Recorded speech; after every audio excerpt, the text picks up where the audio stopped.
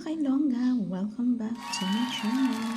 So sa ngayon, for today's video, mag-repack po ako ng uling. So eto, ay yung uling na i-repack ko. Mga 2 weeks din siguro na wala akong tinda na uling dahil naubusan po ako. So sa ngayon, dumating na po ito. So i-repack po natin. Hindi ko alam kung anong ginagawa ko dito.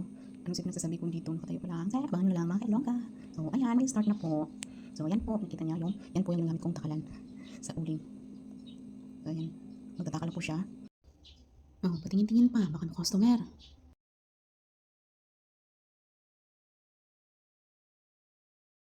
Kumuha ng plastic. So yan yung isang plastic na yan, binibenta ko po siya ng 10 piso. Oh, yung iba nga, yung bentahan po nila dito ng uling is nasa 15 pesos na po siya.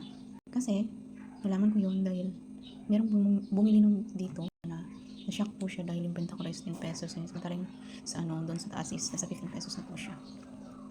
Kasi sobrang mahal po ngayon ng uling. Ang hirap na maghanap ng murang uling. Kaya ganun siguro. Lalong-lalong na pag tagulan na. So, mamahal na talaga yung uling.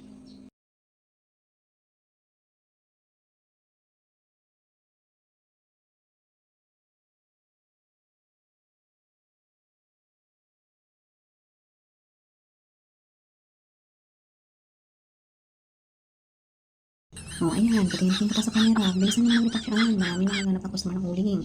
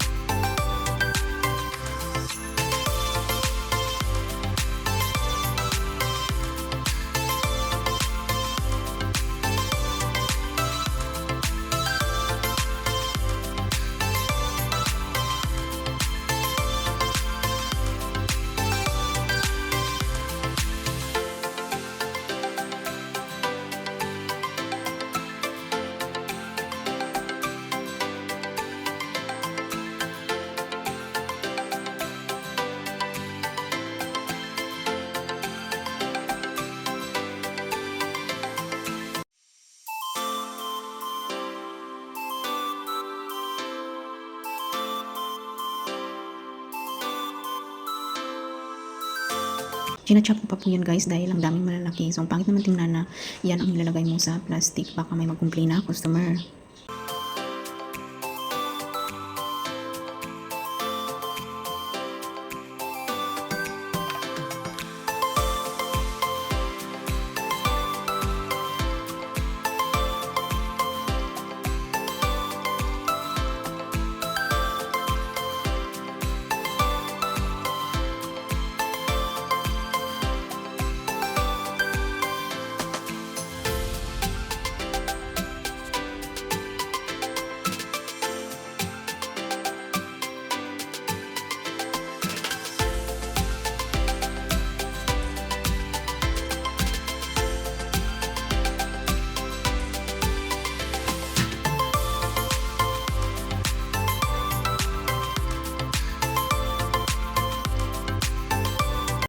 O mainit? Laban lang sa buhay tayo. Ganyan talaga. Yan ang tinatawag na dating na opisina noon. Tagalipak na ng uwi na yan. Diba? Uwi na.